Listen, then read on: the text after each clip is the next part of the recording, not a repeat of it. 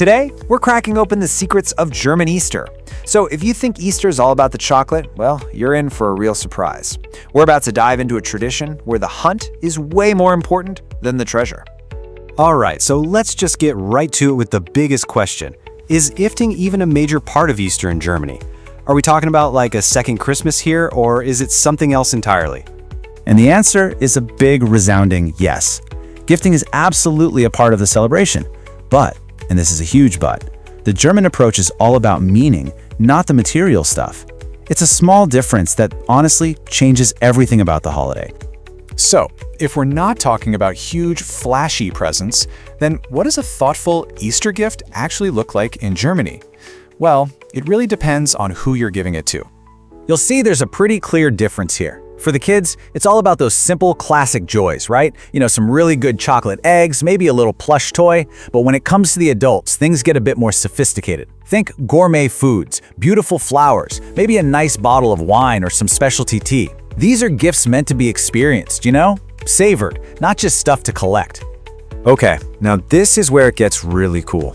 See, in Germany, how you get the gift can be just as important, if not more important, than the gift itself. It's not just a simple handoff. And this right here is the heart of the tradition, especially for kids. It's called the Osternest, which just means Easter nest. So forget about some pre-made basket sitting on the table. No. Kids wake up on Easter morning and it's an adventure. The parents have hidden these little nests filled with goodies all over the house or out in the garden. The hunt, the discovery, that's the real prize. This whole Easter nest tradition, it's actually a perfect window into a much bigger idea. It points to this whole philosophy, these sort of unwritten rules that guide all German gift-giving. And it all comes down to these two words, meaningful and modest. That's it. That's the key. The goal isn't to wow someone with how much money you dropped. It's about showing them, hey, I get you. I thought about what you would love.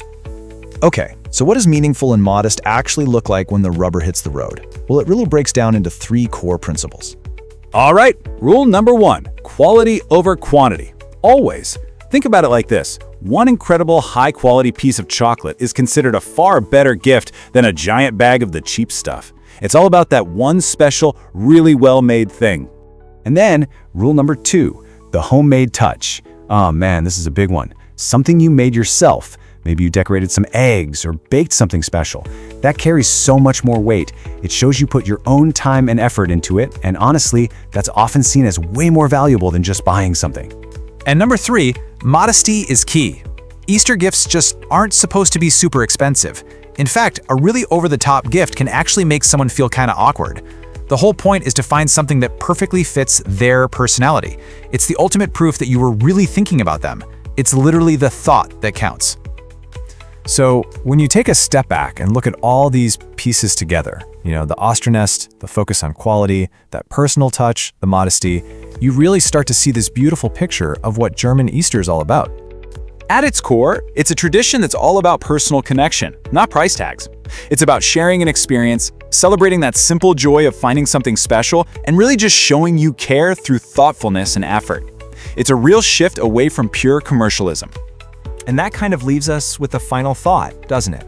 In a world that's always telling us to get more, to go bigger, what can a simple little Easter nest really teach us about giving? I think maybe it's that the best gifts, they aren't things at all. They're the thoughtfulness that's wrapped up inside them.